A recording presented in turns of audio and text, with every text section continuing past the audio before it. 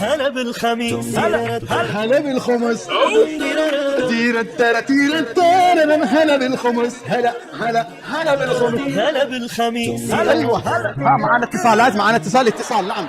نحن نتكلم الان حول موضوع معروف وهو الخمس، كما جاء اليوم في مجلس النواب في اليمن انهم نزلوا قانون. لماذا؟ هلا بالخمس هلا بالخمس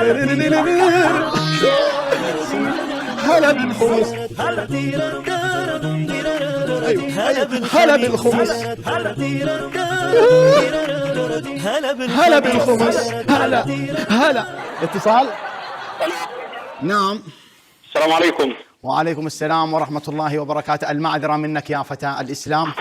مولانا أنا عندي صالون حلاقة ألف وحابب أعرف كيف حق الخمس وكيف أدفع الخمس وهذه الأشياء والأمور. أنت عندما تحلق للشخص الواحد كم يدفع لك؟ كم يدفع؟ 20 30 40؟ يدفع 30. كلهم 30 أو يختلف؟ 30 50 100. ما ينفع. إذا أنا أقول لك شيء. إذا حلقت ل5 أشخاص الخامس للسيد.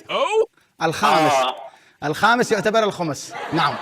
يعني أعد 5 أفراد والخامس للسيد. نعم.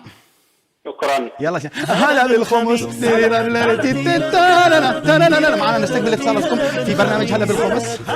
هلا. ايوه ومعنا اتصال. السلام عليكم. اهلا وعليكم السلام. كيف حالكم مولانا؟ اهلا وسهلا. الله يبارك فيكم. نعم. عندي سؤال لو تكرمت. تفضل. انا خياط. اهلا. واشتغل في اليوم 3-4 تريد تعرف كم الخمس؟ نعم كم الخمس؟ هناك سنتكلم عن بالنسبه للخياط صعبه مرحله اننا احدد لك الخمس، لان معكم قطن ومعكم يعني حرير، وهناك في كل 5 أثواب قطن او حرير الخامس للسيد. هكذا حددها في راسك، لان هذا دين ستدخل النار اذا لم تخرج الخميس. تمام. يلا مع السلامه. وهلا بالخمس. معنا اتصال. الو. السلام عليكم. اهلا وعليكم السلام. أنا عندي سؤال. تفضل. أنا شغال في عيادة يا سائل. تمام على طول. أنت شوف احسب ايش تشتغل؟ عيادة أضراس. يعني الخامس ضرس للسيد. إذا لا مش أضراس، مش ختان أطفال. خامس. هذا سد أنت والسيد. اتصال. قلب الاتصال. هلا بالخمس.